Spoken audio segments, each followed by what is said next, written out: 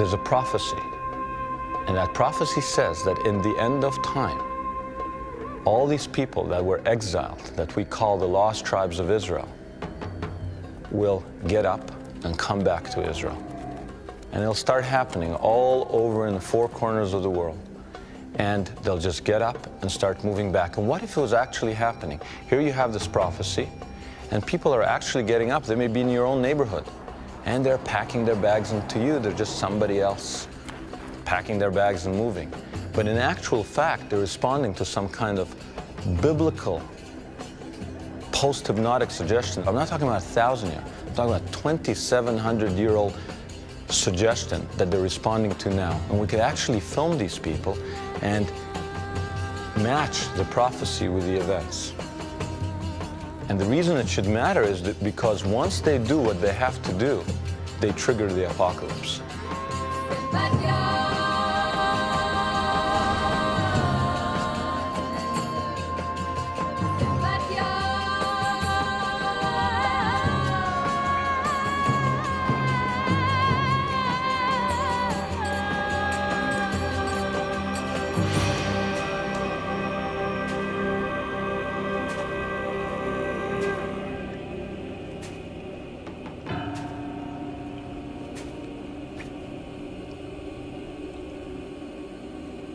On these altars, children were sacrificed in pagan rituals. Scripture tells us that the tribes of Israel deserted the God of their forefathers and worshipped idols in places like this. The prophet said that for this sin, the Israelite tribes would be conquered and exiled until the end of time, when they would be found and redeemed.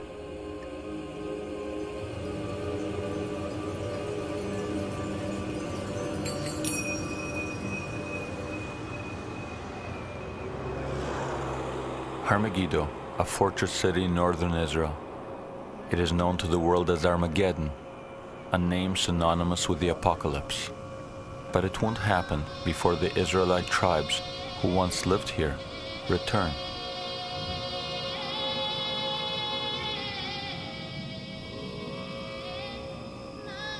According to prophecy, the countdown to the apocalypse and final redemption begins when the tribes are found, one by one. So this is the challenge before us. How are we going to find millions of people that no one has noticed? When I say find them, I don't mean discovering a people that's never made contact with Westerners. I mean taking very obscure pieces of a puzzle and going to very remote, sometimes dangerous places on the earth, and taking those pieces and putting them together and seeing, does this accord with the biblical prophecy? I have been on a journey, and I invite you to go on this journey with me.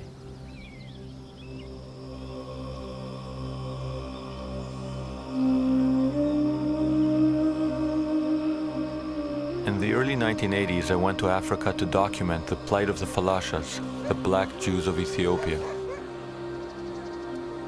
These people were caught in the midst of persecutions, war, and famine.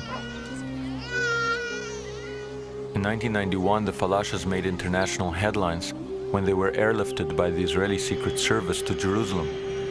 What was little noticed is that the Israelis acted only after the chief rabbi ruled that the Falashas were descendants of the lost tribe of Dan.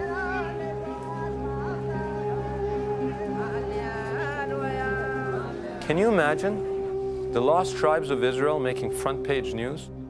Can you imagine the government of Israel acting on the words of rabbis who say this is the lost tribe of Dan, and suddenly modern aircraft swooping in to Civil War Ethiopia as people from ages ago are airlifted into modern Israel?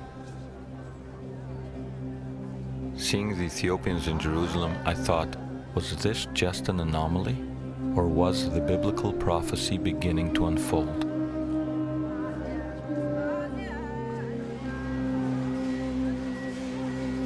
Seven years after the Falasha airlift, in a tomato packing plant near the Gaza Strip, I came across a small group that most Israelis take for Thai guest workers. They are a people who come from the hill country on the India-Burma border. They say they are descendants of the lost tribe of Menashe, and there is at least one rabbi here who believes them. We have to go and bring them before the Messiah arrives in Israel. Our tradition teaches us that in the end of days, the Jews, who are the descendants of the tribes of Benjamin and Judah, will bring the lost tribes to Israel so that they will participate in Messianic times. I believe that the whole thing is in the realm of religious belief rather than in the realm of reality. That there is a strong necessity to find the tribes for religious theological reason, both Jewish and Christian. And those are the two religions that are active in tribe seeking, each one in its own way. And all the attempts to find them, I think, have no sound historical evidence.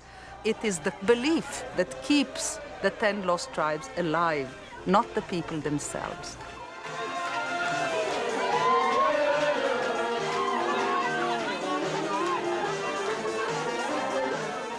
Despite the skeptics, Rabbi Avichal has assisted hundreds of these people to emigrate to Israel and has supervised their formal return to Judaism.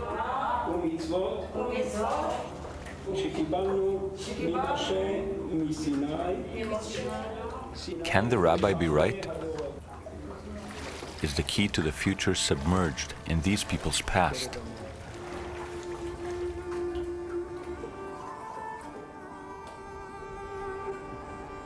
The story begins 2,900 years ago, when after Solomon's death, his biblical kingdom split into two. In the south, Judea, home to 3 tribes including Judah, which gave its name to modern-day Jews. In the north there was Israel, home to the people that would later be called the lost tribes of Israel.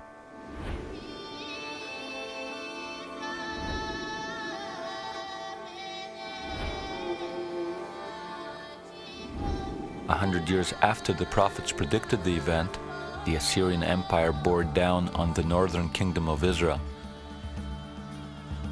The Assyrians, they are considered to be the real heavies. I guess you could call them the stormtroopers, the Prussians. They created what many, in fact, would tell you was probably the most potent military machine of its age. That is, sometime from about the end of the 2nd millennium BCE, they began this inexorable march from their headquarters in the upper reaches of the Tigris, what is now eastern Iraq, the borders with Iran. And year after year, campaign after campaign, they just marched westwards. They marched as far as Israel, as far as the coast. In 721 BCE, the Assyrians put to the torch many Israelite cities and deported most of the population.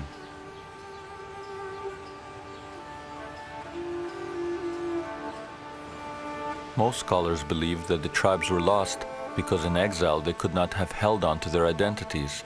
They must have assimilated. We are talking about 2,700 years ago.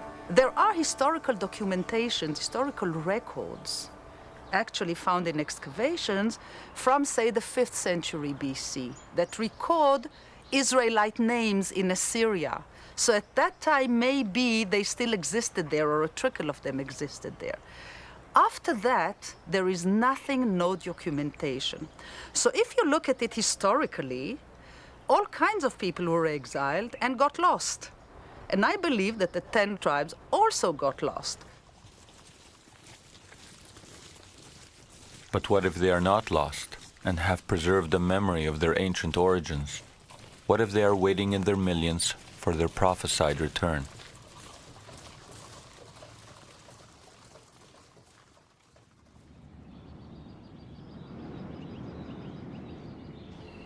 The hill country where Burma meets India is home to the people called Manmase or Manasseh, who are now claiming descent from the lost tribe of Menashe.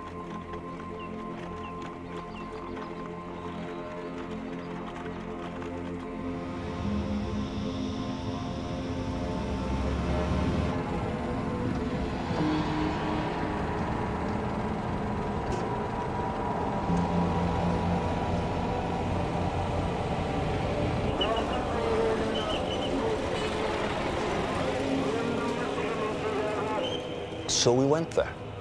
And what we found there is a war zone.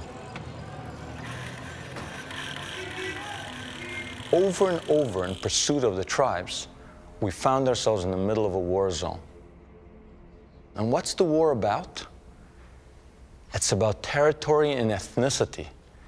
And these people that call themselves Manasseh are fighting a people called Naga, and the Naga are saying, their enemies are saying, you don't belong here. You know, and we know that you're not from here. Would you ever think that on the Indian-Burmese border, there's a tribal conflict, and being an Israelite is part of the issue?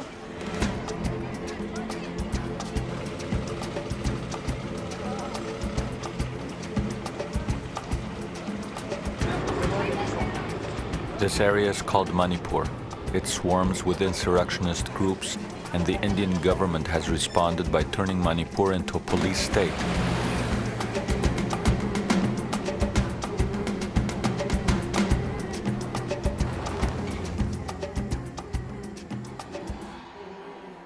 The local mortuary receives daily deliveries of the victims of Naga violence.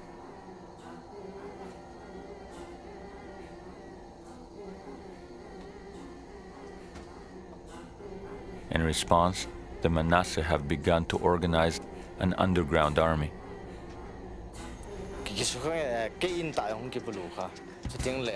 My village was attacked.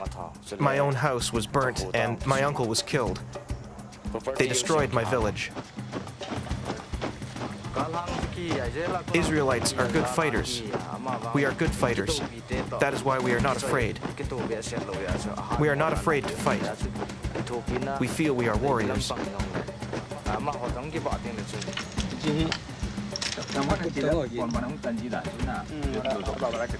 We obtained this never-before-seen footage from Manasseh guerrillas who are dedicated to setting up an independent Israelite state in India.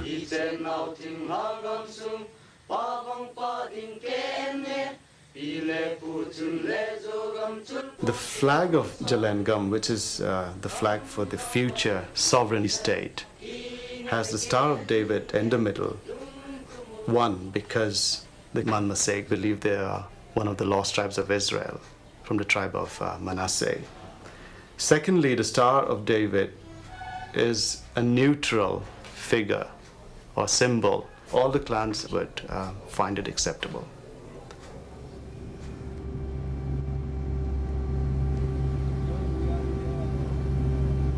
Into this cauldron comes Rabbi Avichail. He's drawn here by the fact that for reasons no one can explain, thousands of locals are now claiming to be Israelites.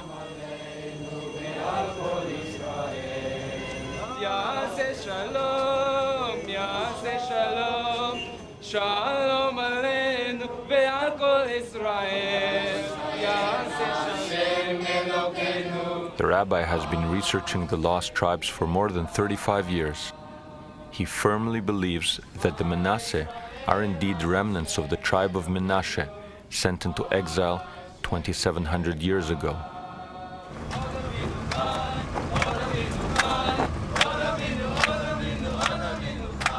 This particular tribe seems to have been a rather lowly tribe in the area, economically poor, socially on the lower scale of society.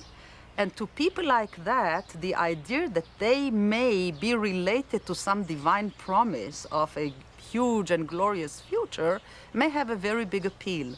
And when Rabbi Avichail came, he already found a tribe that has managed to convince itself that it belongs to the 10 lost tribes. We believe to be a Jew is not by body. To be a Jew is by soul. So you can be sometime in all the generation to change your body here and there, but the soul remain after all Jewish soul. And I believe in all my heart that you people have Jewish soul. I want to go to Israel as soon as possible so that I can worship my God in peace and without any obstacle. Israel today do it very, very slowly. My opinion is the main thing to bring all Menashe, the 10 tribes, will be the main goal of Messiah.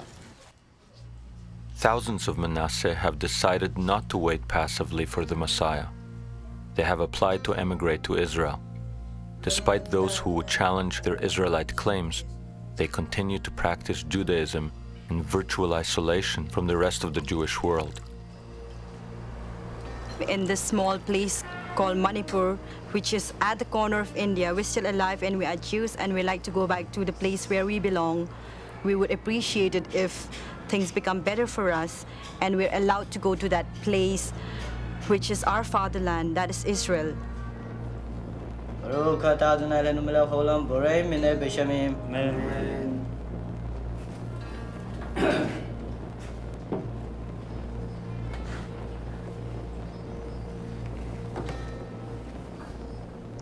If this is really happening, it should be happening everywhere. Because the prophecy is clear. It's not a few people here and there. Ezekiel talks about the staff of Judah being rejoined with the staff of Joseph. And the staff of Joseph are the 10 lost tribes of Israel. There's 1.5 million Menashe. That's a lot of people. Where are the rest? So we said, okay, let's go back to the ancient sources. Where did they go? Where did they go?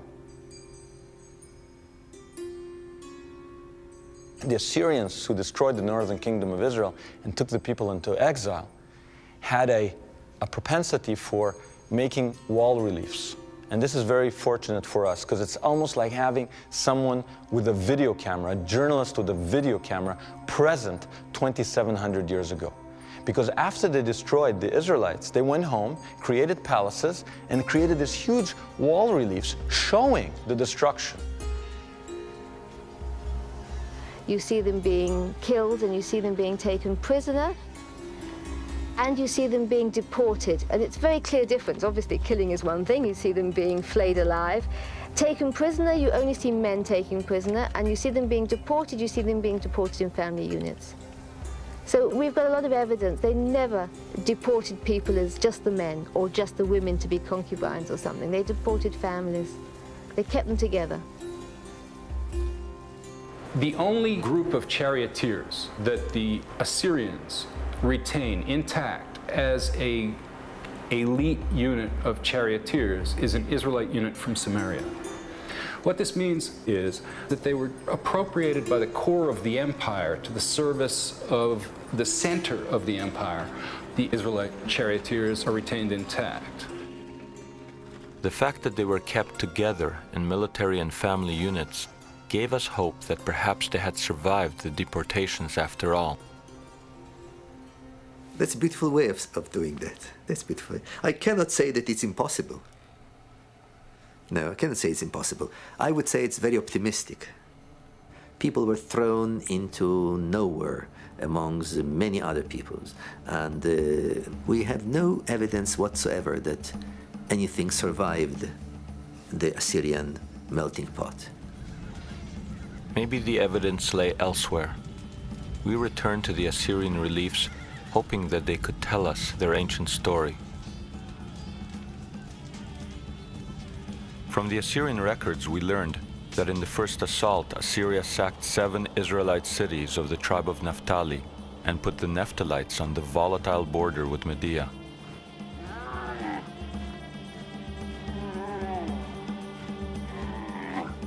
As the Assyrians lost ground to the Medes, the Israelites found themselves under Median rule in an empire that extended from modern Iran to Central Asia. Any Israelites living in Iran were later absorbed by mainstream Judaism. It was pointless to search here.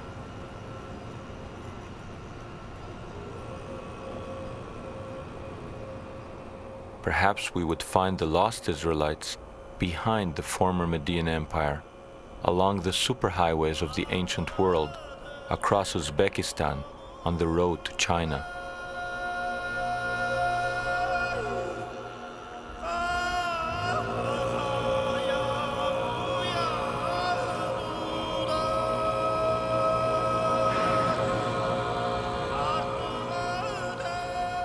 We picked up the trail in Uzbekistan, home to the legendary cities of Bukhara and Samarkand. Here we found ourselves in a forgotten region that had once been the prize of Alexander the Great and the Mongol warlord Genghis Khan.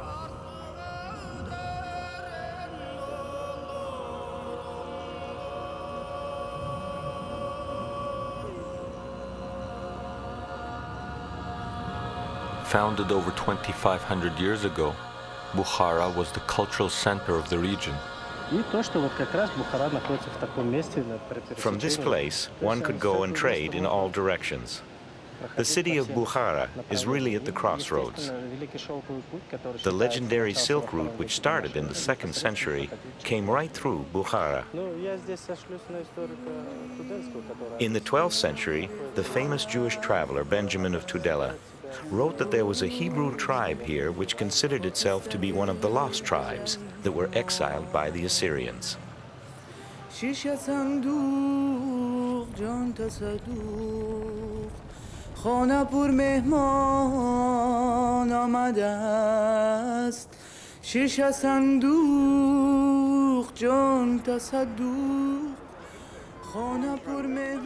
As late as the 19th century, British missionary and explorer Joseph Wolfe reported that the lost Israelites could still be found living in Bukhara.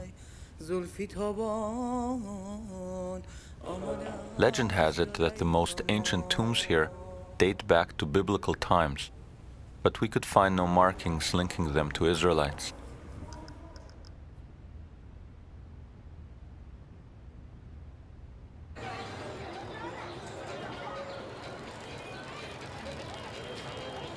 Not far from these tombs is a Jewish community of uncertain origin. The first clue that they are related to the lost tribes is the name Issacharov, common in this area and nowhere else. Issachar is one of the lost tribes, and many of the people here, including the local rabbi, claim Issachar as an ancestor.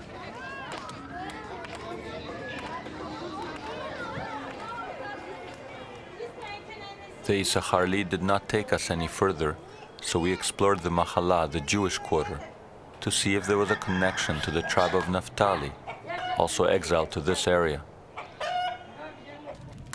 At first it seemed that all we could ascertain is that the community is very old.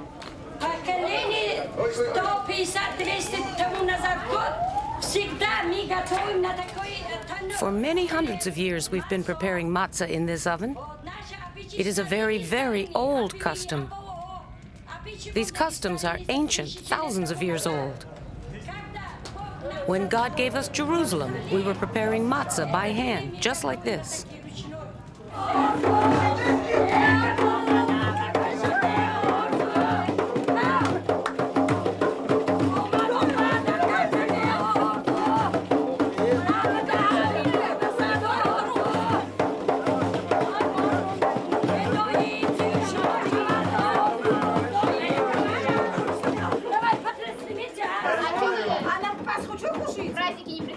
While the women prepare unleavened bread for Passover, the men slaughter a sheep in accordance with the biblical law. The tradition of the Paschal lamb is as old as the Bible itself. A sheep is slaughtered with an extra sharp knife in one quick cut.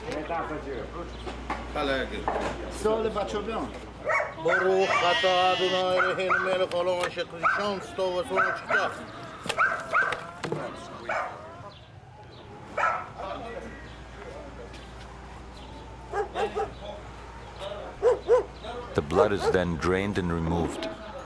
At the time of the Exodus, a bush would be dipped in the blood and smeared on doorposts, identifying those homes as Israelite. I'm rendering this animal kosher, as we have always done. How are you doing that? I'm discarding the sciatic nerve here, in accordance with Jewish law.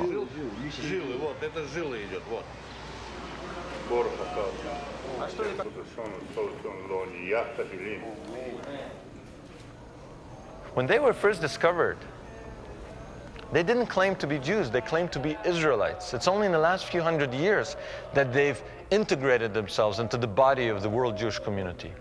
And the Bukharan Jews are important because they tip you off that the history of the lost tribes is a hidden history. That there are political reasons why their history would have been hidden.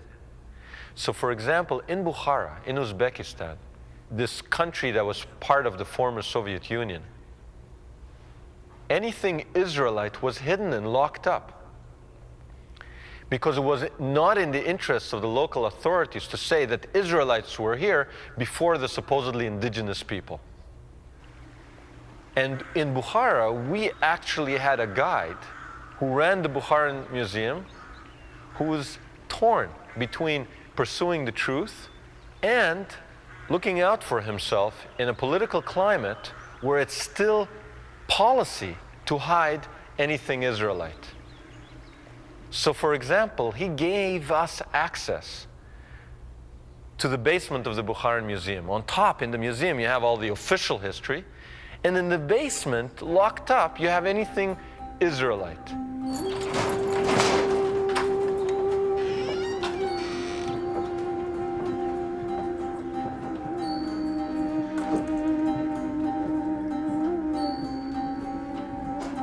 And what's in this musty, dank basement?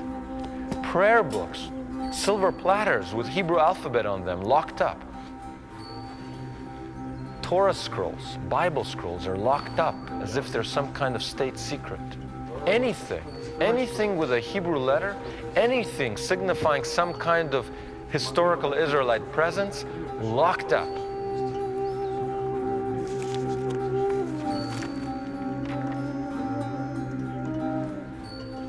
And then when we asked him about Israelites, he didn't want to talk directly about Israelites, but he said, you know, there were these people here that ruled Central Asia for 200 years, and they were called Ephthalites.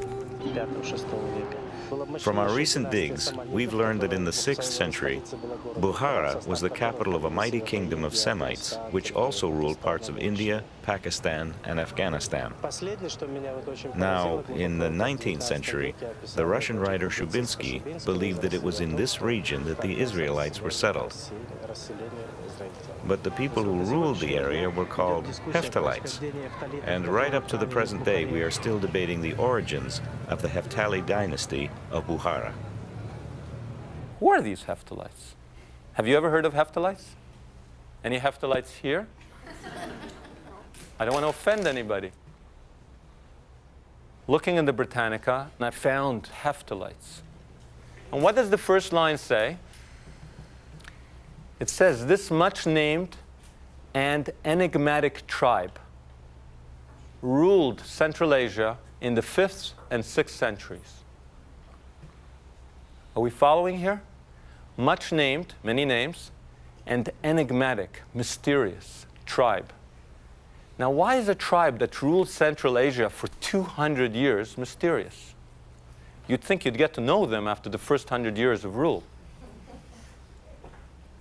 The second sentence was revelatory as well, because it says they were known to medieval writers as Ephthalites and Naphtalites.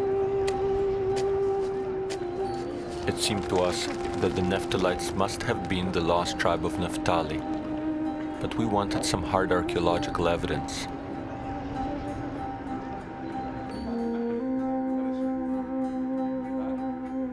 We went to the Tashkent Institute of Archaeology, where we gained access to a restricted facility containing a treasure of ancient artifacts. Among them, 2,200-year-old potsherds. Clearly displayed on the ancient clay is Aramaic script, the day-to-day language of the Israelite tribes. Here we also met Professor Usmanova, a semi-retired archaeologist. And what does she have? She has wrapped in a tea towel, a 1700-year-old religious ritual object with Hebrew writings, with an Israelite name, with ram's horns, a religious object of Israelite origin from exactly the area that the lost tribes went to 1,000 years after they supposedly disappeared.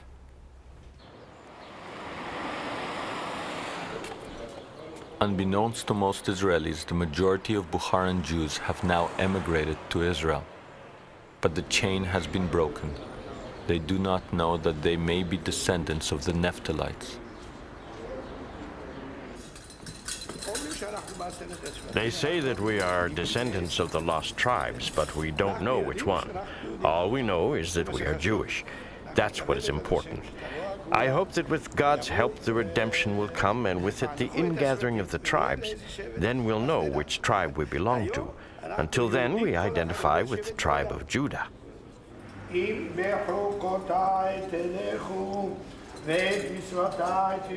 If by my laws you walk and my commandments you guard and do them, I will give your rain in due season. And you shall eat your bread to the full, and you will dwell in your lands safely, and I will be your God, and you shall be my people. I am God, your God, who brought you out from the land of Egypt, that you shall not be slaves to them. And I have broken the bonds of your yoke, that you may go upright.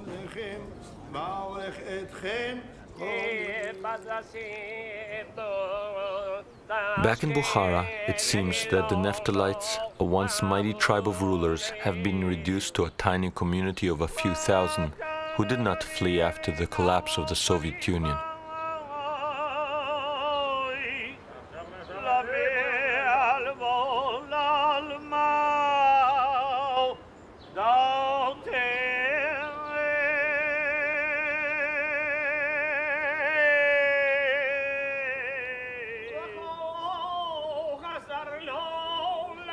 Once, you could find these people in dozens of towns dotting the area. Now, there are only a few isolated Bukharan Jewish enclaves, including this one, in the jewel of Central Asia, Samarkand, a city with a history dating back more than 2,500 years.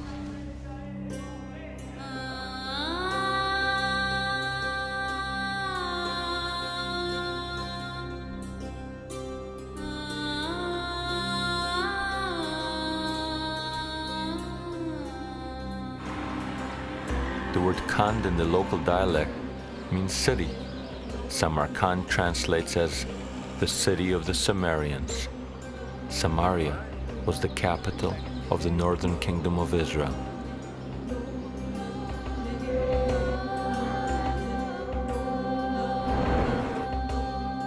We continued along the Silk Route towards China.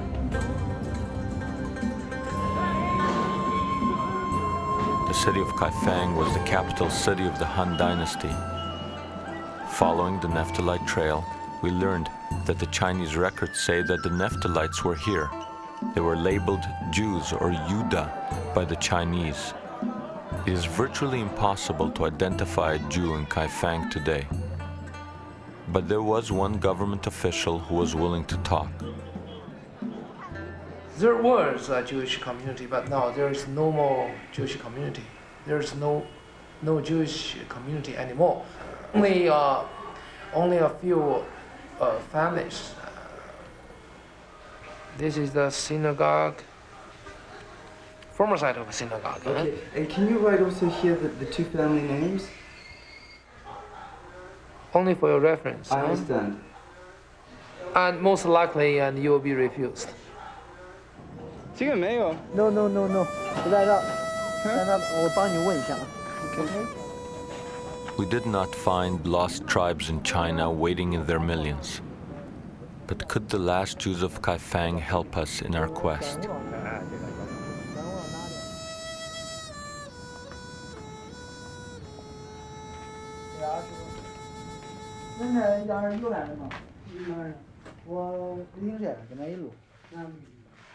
这给他一路他来。你是哪个理解？不是，我只是他这个人。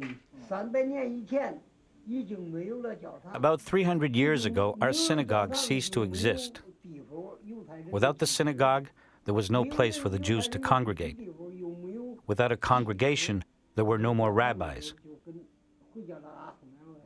Without the congregation, without the rabbis, without the religious rituals or readings of the scriptures, there was no more worship. Nothing was left. Nonetheless, to this day, there are Chinese people in Kaifeng whose identity papers still describe them as Jews, Yuda. Yudai, this is his name, right? Yes. Does he think he is a Jew? 他问你现在你自不自己还感觉你是犹太人？当然是这样，是这样。Yes, sure. 我在我民族意识还是有的，民族意识，民族意识。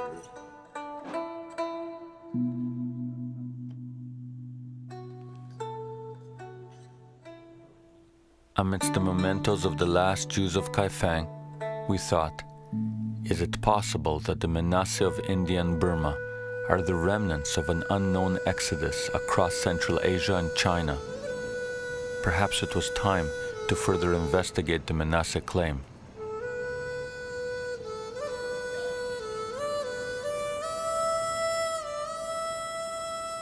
Since time memorial, we long for this Israel, and we have sympathy for Israelis. Nobody told us to feel like that. I don't know how it comes.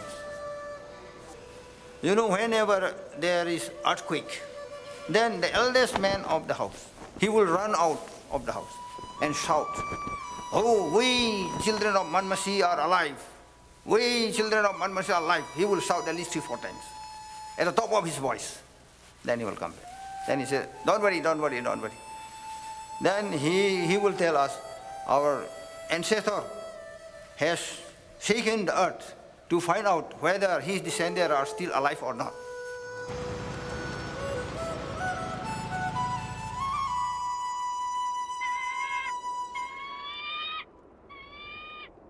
There's something very poetic about the possibility that the Manasseh of Northeast India are the descendants of an unknown, long-forgotten Israelite trek across China into Burma, finally ending up in India. And when we were with the elders of the Manasseh, they pulled out a map that illustrated exactly the journey we had suspected, showing them starting in Israel, going across Central Asia to China, down into Burma and into India. And in fact, they went further and started singing a song in an archaic form of their language. A song not of the unknown Exodus, but this time a song of the known Exodus. The Exodus with which we're all familiar. The Exodus of the Red Sea parting. The Exodus of eating quail that falls from heaven, water coming from the rock, and the enemies of the Israelites drowning in the Red Sea. The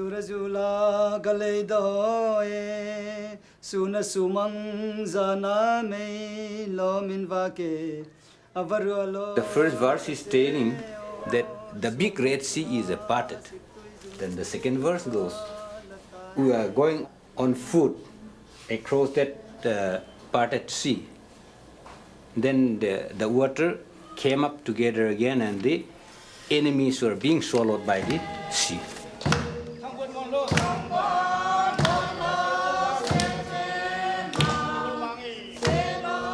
They were being guided by a flame at night and a cloud during the day. And then this one pointed that you please pick up those birds being scattered there and then draw the water which is flowing out of the rock. Though their history demonstrates that their ancestors passed through China, the Manasseh insists that they are not Chinese and that they have preserved customs which are distinctly biblical. If we were born China, then how come we are not following the religion of the Chinese people. The Chinese people religion is broadly two. One is Confucian and another one is Buddhist. In the two religions, there is no animal sacrifice. But when I was a small boy, we kill some animal. Then we put big plate. The blood of the animal was set there. Then the priest took some bushes, branches, and dip it, and thus painted the doorpost.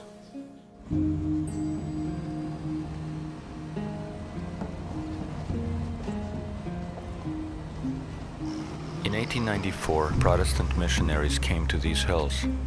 Although they thought they were converting pagans, it seems that the people here were easily persuaded to embrace Christianity because they saw elements of their own history and mythology in the biblical stories told to them. The Manasseh always believed that they were from a far-off land, kept many biblical practices, and worshipped a single God.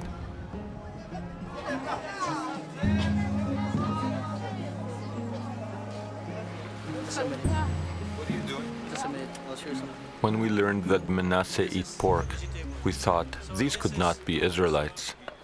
But interestingly, they mixed the pork with ashes and regard it as a meal of shame to be eaten outside the home. These are the ashes. We'll put ashes and then they'll put water in here.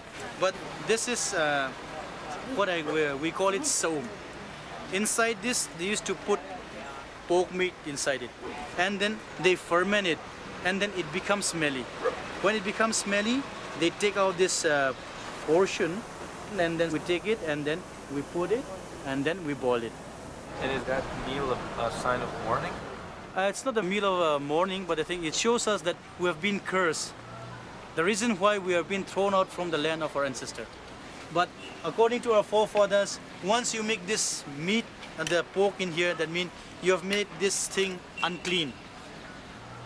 If people ask us how long you have been eating this thing, this has been a curse from generation to generation, so we are still using this. So we're waiting for Shiloh to come and deliver us from all these things. Shiloh will redeem us. Now that's a very strange construction because Jehovah is the God of Israel and Shiloh, or Shiloh in Hebrew, was the holy place for the northern tribes, for the lost tribes. And Shiloh seems to be a fusion of those two terms. Shiloh will redeem. And the same person who said that appeared to us in a talit, in a prayer shawl, which looked identical to the prayer shawls that the Jews wear all over the world. This shawl is known as tolopuan. So this tolopuan is a long traditional clothes worn by our forefathers when they make a vow. Suppose if they make a vow of killing one mithun or a tiger, without killing a tiger, they will not come home once they make the vow with wearing this shawl. In Mizo, tolo means never return back, no turning back. These are made with fringes. The Bible commanded the Israelites to tie a blue thread to the corners of their garments. So there's always a blue thread at the corner? Yes, there's always a blue thread.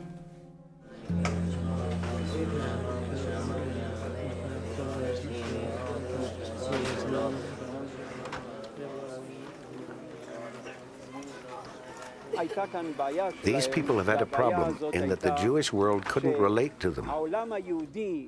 No one answered their appeals. No one answered their cry.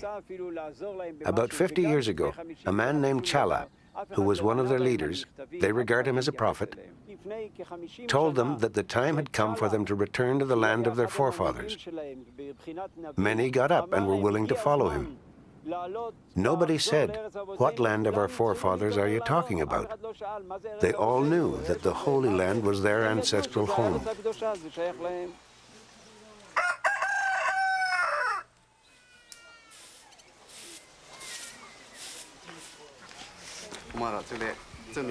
People called my father a prophet, and in a sense he was. It was revealed to him that we were Israelites. But he wasn't a prophet in the sense that Jeremiah, Ezekiel, or Hosea were prophets. No, he wasn't a prophet in that way. But in order for us to realize who we are, he did have a revelation. God did not want us to be lost forever. Daniel Benjamin's father was a follower of Chala. Like Chala, he sought to emigrate to Israel. Though in his lifetime the Israeli authorities ignored Daniel's father, he was buried facing Jerusalem.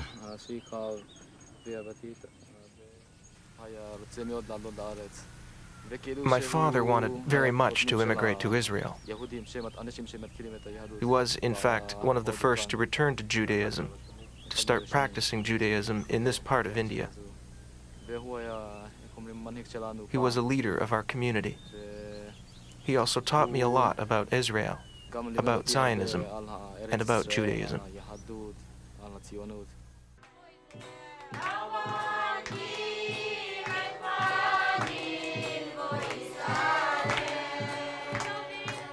After Chala's death, some of his followers concluded that maybe they should return to Judaism before returning to Zion. Since they were reluctant to completely abandon Christianity, they opted for a homegrown version of Messianic Judaism, a Jews for Jesus type of worship.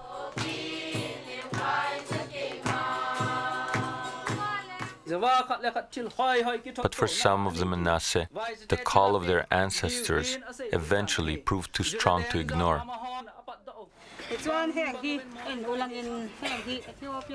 Look at this picture. A picture which shows how the Torah is being brought from Ethiopia to Israel. See how great it is? The Ethiopian Jews were like us. They had great reverence for the covenant and studied the Torah with great dedication. They loved Torah. Here they enter Jerusalem, bringing their Torah with them. With great joy, we too will soon enter Jerusalem.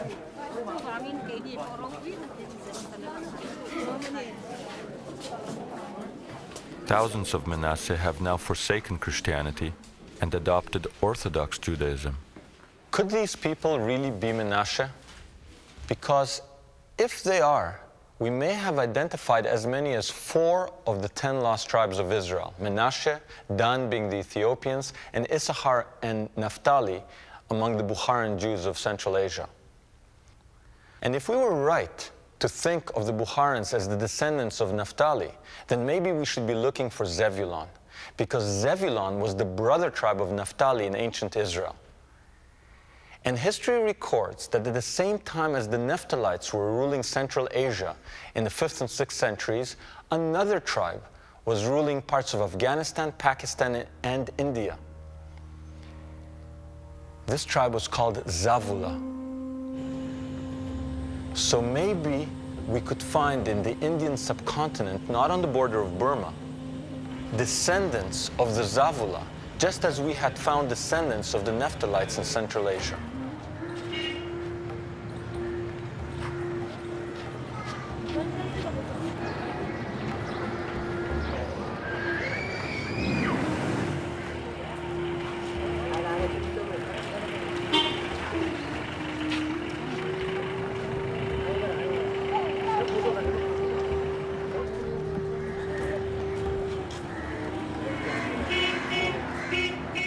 In the course of our research, we repeatedly came across a little-known group in India that could not be easily related to other Jews. So we made our way to Bombay in search of Zebulon.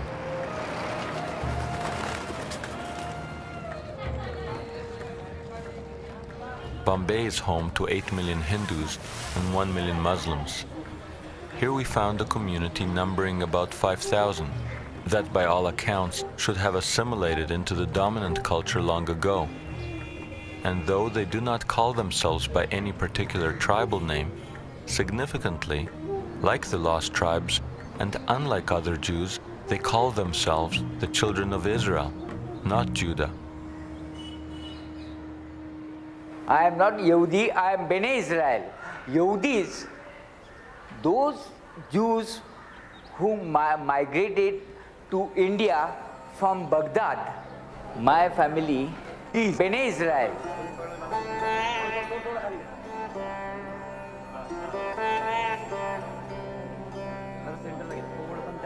"300 years ago, a Jewish merchant traveling through the coastal region was stunned to see Indian peasants chanting Jewish prayers. Fascinated, he stopped to inquire as to how they knew these prayers. and was shocked when they replied that they were Israelites who had lived in India from ancient times. Skeptical of these claims, the merchant visited a village and presented the Bnei Israel with an assortment of fish to be made into a meal, some kosher, some not. When he saw that the villagers knew which fish were kosher, he was convinced that they were an Israelite community, and he helped them return to Judaism.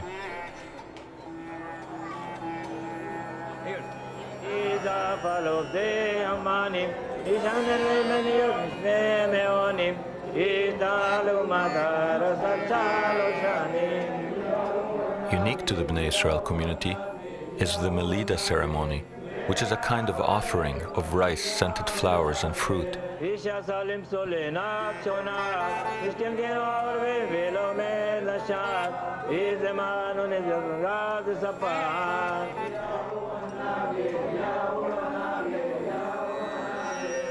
Though they had forgotten the reasons behind some of their practices, the Bnei Israel had clung to them as something precious to be passed through the generations. They were observing certain rules and regulations of Judaism. And when they got an opportunity of being told as to what the meaning was of that particular thing, they were only too happy. Why should they lose? And nobody forced us. If they had said, no, you must become Hindus or you must become Mohammedans, but nobody ever forced us because we were such a minority in the whole population of India. Nobody worried about us. But what if they were not always a tiny minority? What if the mysterious rulers of northern India in the 5th and 6th centuries were indeed the lost tribe of Zebulun? The Bnei Israel community's own historian, his name was Chaim Kar, wrote a book about the Bnei Israel at the turn of the 20th century. He believed that they are descendants of the lost tribes. He thought the tribes were scattered to the ends of the earth, and some made their way to India. He talks about various practices they have and compares them to the rituals of the Jerusalem temple. For example, the Melida ceremony. He argues that in an earlier period, they even had sacrifices like those in the temple. But these are all speculations. There is no documentation or proof. After nearly 3 millennia, there may not be proof, but there is a tantalizing hint. The holiest site for the Bnei Israel of India is a rock outcrop 100 kilometers south of Bombay.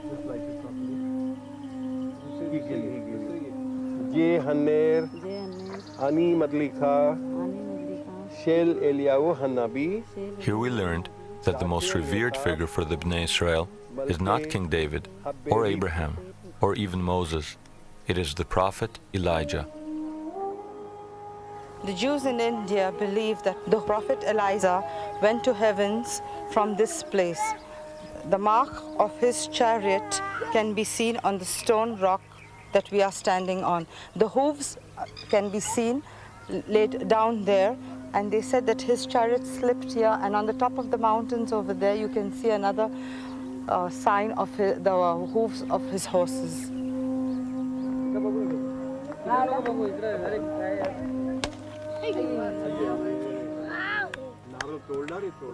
Using the rock as a kind of altar, the Bnei Israel make an offering of coconut on the mark of Elijah's chariot. This veneration of Elijah is suggestive, since Elijah was the prophet of the Israelite tribes that came to be lost.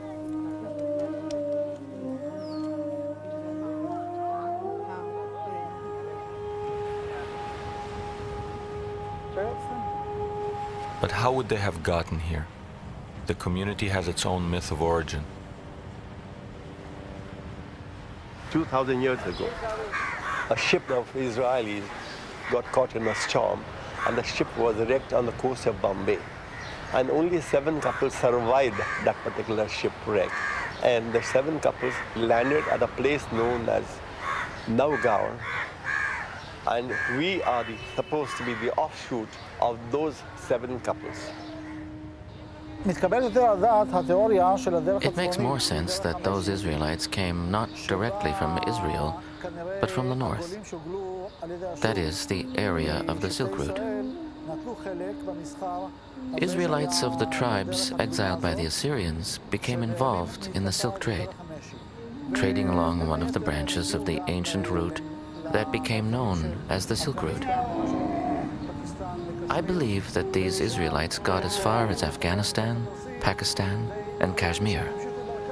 From there, they got to where the Persian Gulf meets the Indian Ocean, and then, in the course of their trade, they may have sailed along the Indian coast.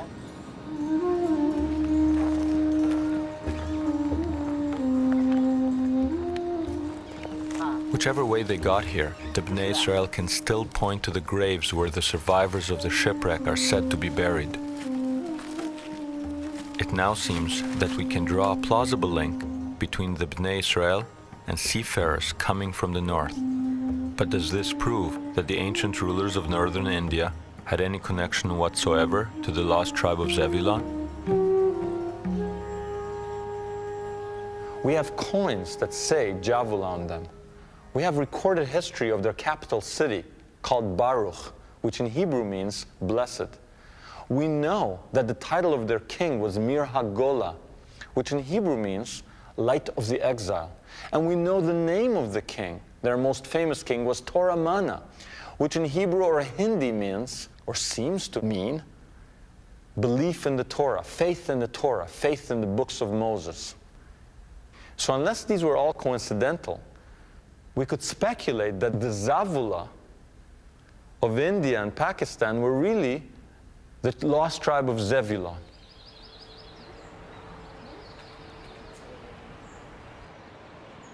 As if responding to an ancient call, many of the Bnei Israel of Bombay have returned to their ancestral home in Israel.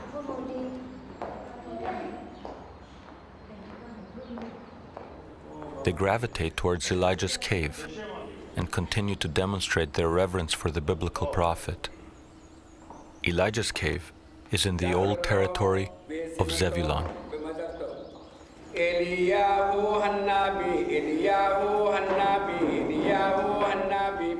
Standing in this cave, I must confess that I felt that I was in the Twilight Zone, because I was among people who were acting out a script that was written almost 3,000 years ago.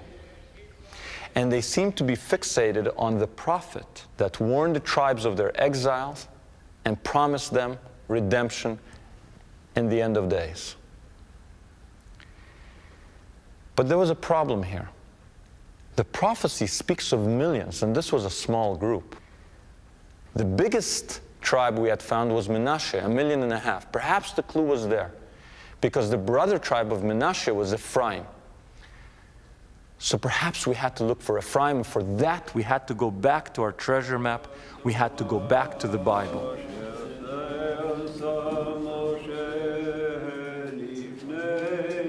In the 8th century BC, the biblical account of the facts is fully reliable about the reasoning, about the whys and hows, that is something else. But about what happened, we can fully trust the biblical account. It is fully parallel to what we found in archaeological excavations. I look at things as a believer. For me, the scriptures are paramount. In the Book of Kings, we find in several places references to where the tribes were exiled to. Also in the Book of Chronicles. It says in these texts that they were exiled to 5 places. First, the mountains of the Medes. This is in the direction of Kurdistan and the Caucasus. Second, the river Gozan. Third, Hala. Fourth, Hara. And last, Havor. Where are these places? In modern Syria, there are places that roughly correspond to the biblical locations. There is a river called Havor, and nearby there is a city called Gozan. It's very interesting. A few documents were found recently in a city on the river Habur. called Durkatlimu, a German excavation. And in 1993, they were published. Only 4 documents, I think, and in 1 or 2 of them, there are Israelite names. One of them is Hezekiah. Now, the date is the first year 2 or what, of Nebuchadnezzar. So that means they are not Judeans. They definitely are Israelites. Israelites in the area of Habur, where they should be. Today there are no Israelites waiting by the river Chavor. But what if they moved east, taking their place names with them?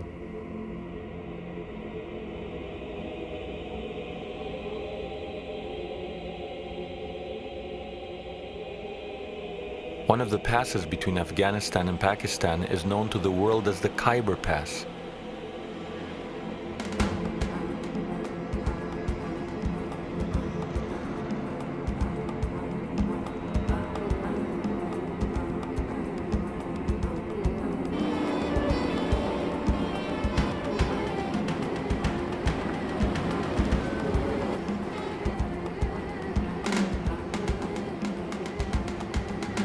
The Khyber Pass is one of the most lawless and dangerous places on earth. It is the heart of Pakistan's northwest frontier, the Wild West of the East. The first thing one notices is that the Pakistani government has no real authority here. The only way to obtain safe passage is to travel with an armed escort from the ruling people in the area, the Pathans. They have guarded the Khyber Pass for more than 2,000 years, driving away Genghis Khan, the British Army, and most recently, the Soviets. In Hebrew, it's known as Chavor Pass, the same name as in the Bible. And next to the Khyber Pass, there's a city called Peshawar in Pakistan. Peshawar means the same thing, the Chavor Pass. So we thought, could the Khyber be Chavor in the Bible? If it is, there should be here a river called Gozan. And right there, flowing into the Kabul River, is the river Ghazni.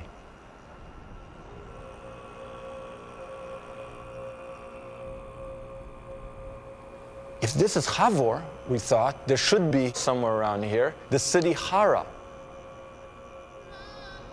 And 300 kilometers away, in Afghanistan, there's a city Herat.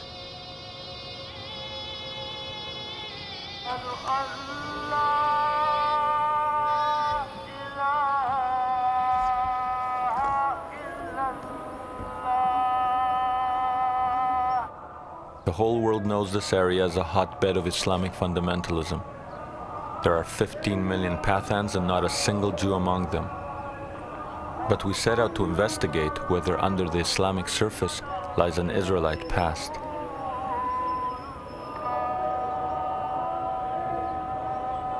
The first clue was the fact that the Pathans claimed to descend from Afghan, son of King Saul of Israel. From their perspective, Afghanistan is an Israelite name.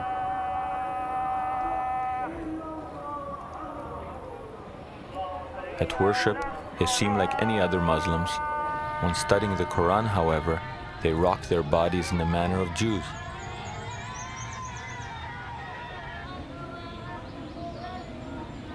To this day, it is an ancient code called Pukhtunwali, rather than Islamic law, which commands their ultimate loyalty.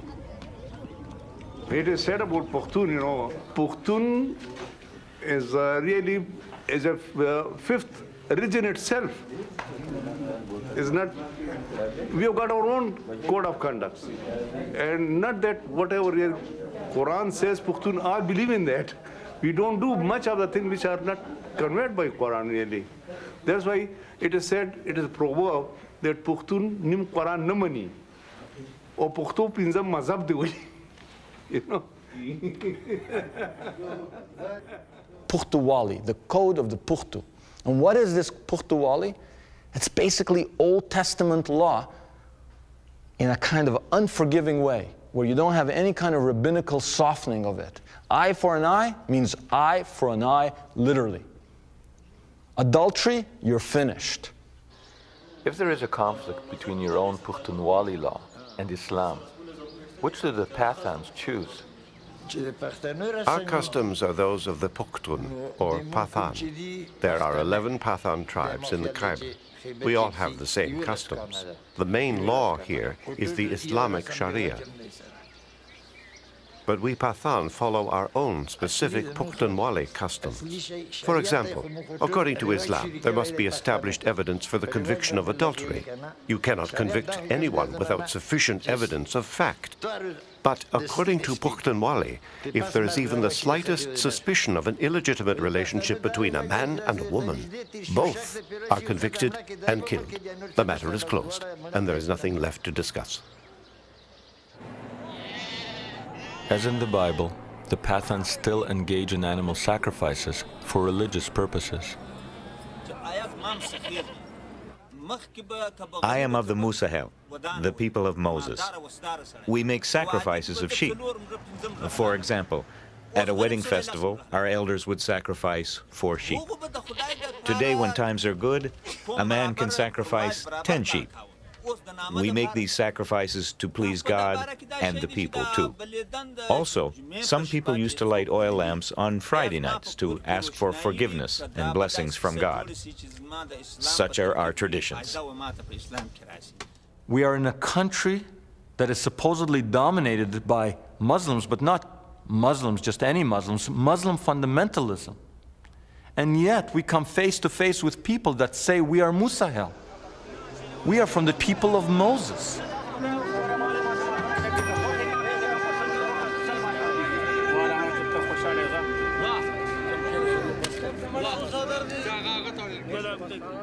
And as we travel among these people who look like they stepped off the pages of the Bible, Semitic faces, long beards, biblical garb, prayer shawls, and as the evidence mounted, we could not help but feel that maybe here among the Pathans of Afghanistan and Pakistan, we would find the answers to our quest.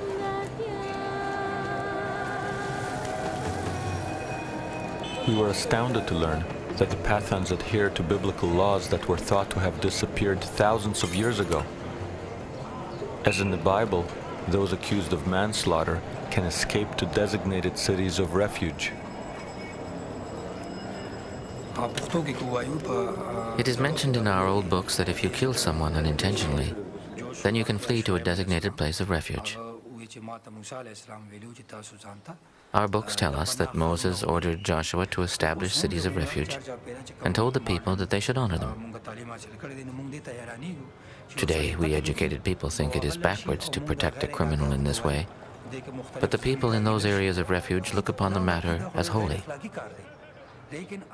To protect a fugitive is the sacred job of the elders. They treat him as their guest.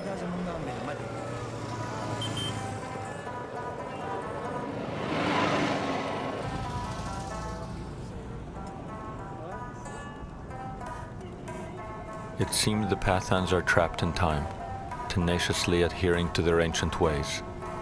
They've literally created a wall between themselves and the outside world. They live in these extended family compounds, their women hidden inside.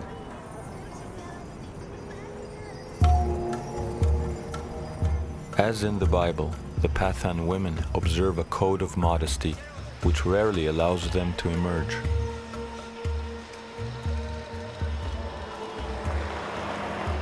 I asked the Pathan, how could you have love songs when you keep your women hidden? It's what, a man singing a song to someone in the kitchen from the other room, the dining room? He said no, he laughed and he said all our love songs take place at wells. The only legitimate place for a woman in modesty to be seen is at the well. And immediately it struck me that every one of the biblical romances happens at a well. Moses meets Zipporah at a well, right? Jacob meets Rachel and Leah at the well. Rebecca for Isaac is met at the well. It's always at the well.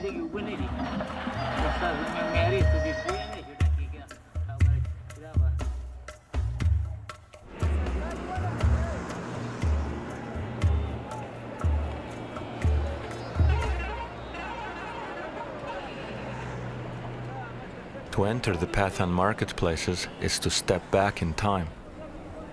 Defying all probabilities, the Pathans still live in tribal groups with Israelite names. Rabbani is similar to the tribe of Reuven, Levani, the tribe of Levi, and Shinwari, the tribe of Shimon. One Pathan tribe known as Gadun is very small in numbers, not unlike the lost tribe of Gad.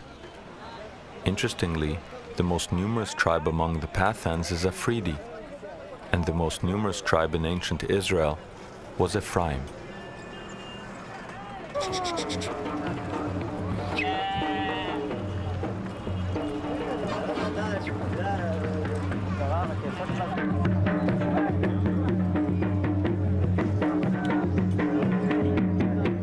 There is even a sub-tribe called Waziri, known for wearing its hair long.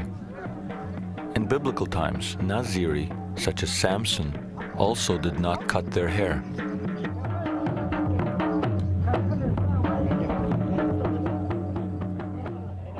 So you have Reuven, Gad,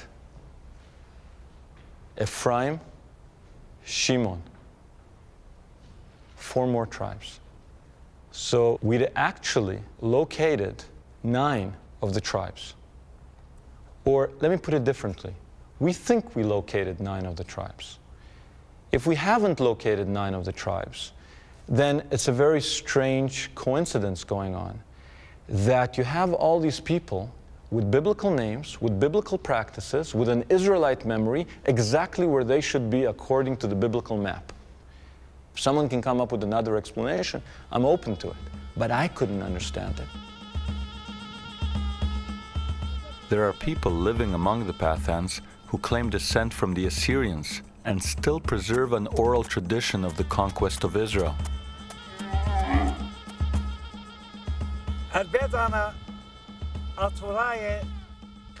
Our tradition is that 2,700 years ago, my people conquered Israel and took the tribes there to the areas we ruled: Iran, Turkey, Armenia, Uzbekistan, and Afghanistan.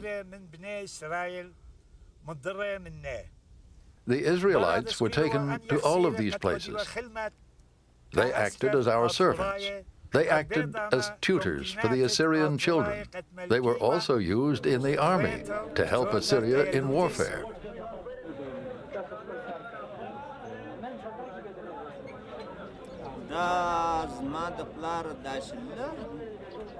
When I was young and had no beard, my grandfather's uncle died at the age of 115.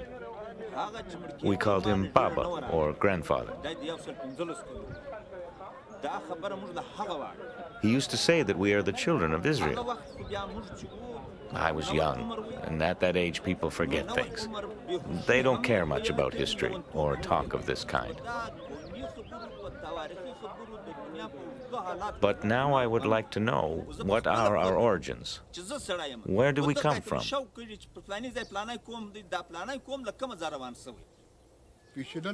Our grandfathers always told us that we are from the Bani Israel, the children of Israel.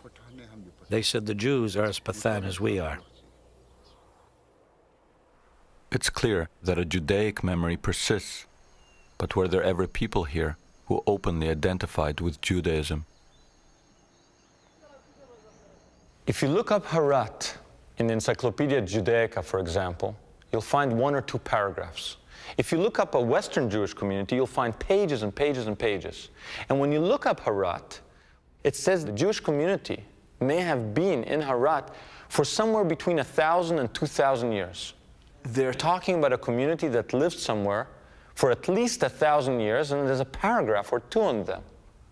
What does this tell us? It tells us that they're lost to our consciousness, that they've fallen off the Western radar screen.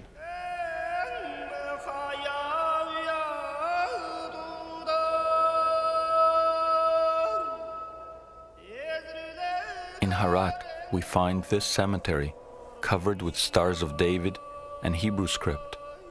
For at least 1,000 years, it served one of the oldest continuous Jewish communities in the world. The Jews of Harat are no more, The last of them left in the late 1980s following the Soviet invasion.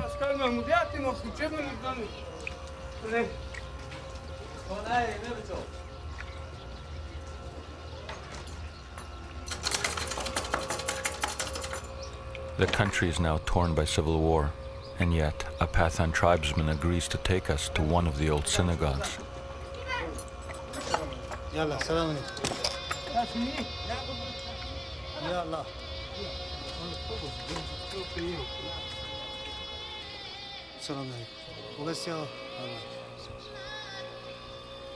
For hundreds of years, people entered this house of prayer through the grand doorways leading into its beautiful sanctuary.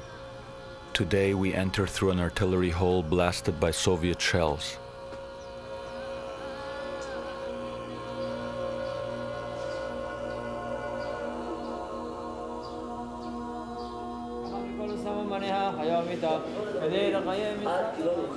There is now a tiny community of Afghani Jews in Israel. Like the Bukharans, they are largely unknown here. They remember their former Pathan neighbors as not quite Jewish, but perhaps related to them in some way. They were the ones who wore these prayer shawls, four-cornered garments like we do. And they didn't really know what they were, and they used to be surprised to see us wearing similar things. They would say to us, "You're Jews? How could you be Jews?" They'd be surprised. I remember them coming from the border areas, from the mountains, from Pakistan, places like Jalalabad. And I remember people said that to this day they still lit candles on the Sabbath. They would put the candles under these baskets and didn't know why they were doing it. They had all these traditions they didn't know the origins of. Except they said, that is what our forefathers did. Did they think they were Jewish? They thought they were more Jewish than us.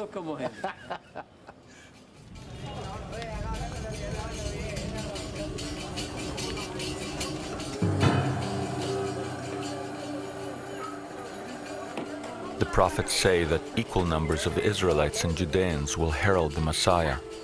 Interestingly, the number of Pathans and Jews in the world is virtually identical. The prophecy also foretells that it is Menashe and Ephraim that will take the lead in the return. In India, we had encountered the Menashe. If we were right, here among the Afridi, we had come face to face with Ephraim. However, before we could accept that the end of days was upon us, we needed more proof. On the road to Armageddon, it now seemed appropriate that our journey take us through a minefield.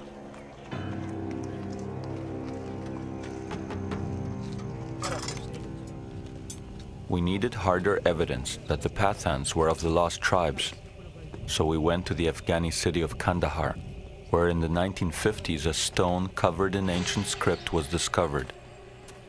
During the Soviet invasion, this stone was buried under rubble and surrounded by mines. Here, red dots mark undetonated mines, which we skirted to get to the site.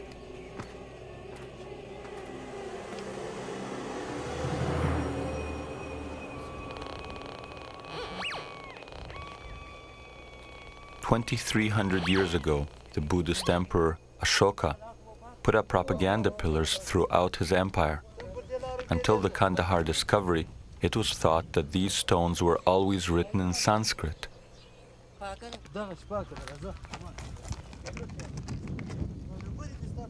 But the stone buried here is written in Aramaic. In other words, the people then living here spoke in the everyday language of the Israelite tribes.